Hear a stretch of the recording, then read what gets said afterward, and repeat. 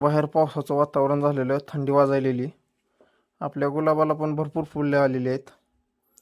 फुलं बघितली आणि आवाज यायला म्हणून जरा आपल्या गल्लीमध्येच बघायला गेलो, तर ही लहान लहान मुलं, हे बघा दाखवतो तुम्हाला, अशा प्रकारे भोवरा खेळत होती.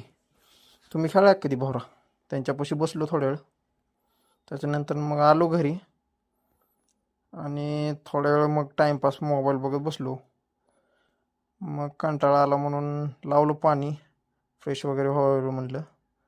फ्रेश वगैरे झालो, तयार पण झालो आणि आपलं निघालो. मग आता पण जायच्या अगोदर लागली भूक, त्यासाठी बसलो मग जेवायला.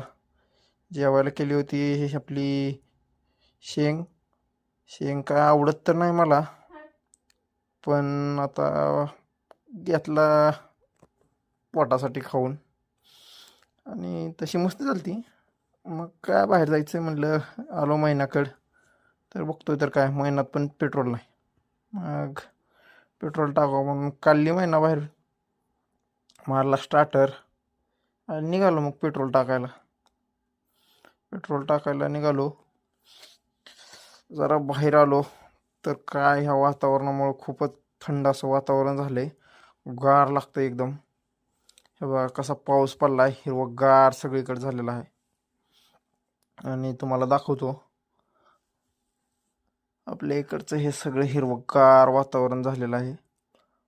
पण हे पंपाकडं आमच्या इकडं रोडचं काम चालू आहे, त्याच्यामुळे पंपाकडे जाताना हे रोडची अवस्था जरा पाऊस पडली की अशीच होती.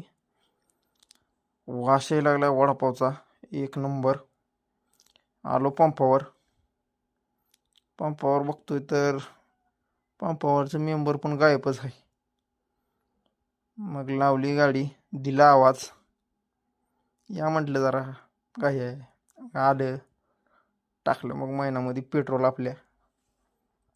पेट्रोल टाकलं, पैसे वगैरे दिले आणि निघालो मग आपलं गावाकडं. गावाकडं जायच्या अगोदर म्हणलं आता जरा वडापाव खावं लागते, तर म्हणून मग लावली गाडी वडापाव सेंटरच्या कडेला. एक नंबर वास यायलेला. काकाला म्हणलं 2 द्या इथं खायला आणि 2 पार्सल घेऊन जाऊ म्हणलं घरी. मग खाऊन वगैरे झालं, आता पार्सल घेऊन निघालोच होतो, तर ही आपल्या गावातली कराठी बारक्या लेकरांबरोबर भोवराफोडी खेळत बसली ती. असले खेळत येते का तुमच्या इकडं? आमच्या इथं तर रोजच खेळते ती बघा, काय नाही यांना कामधंदा. मग आलो त्यांच्यापासून थोडं, आलो घरी, गाडी वगैरे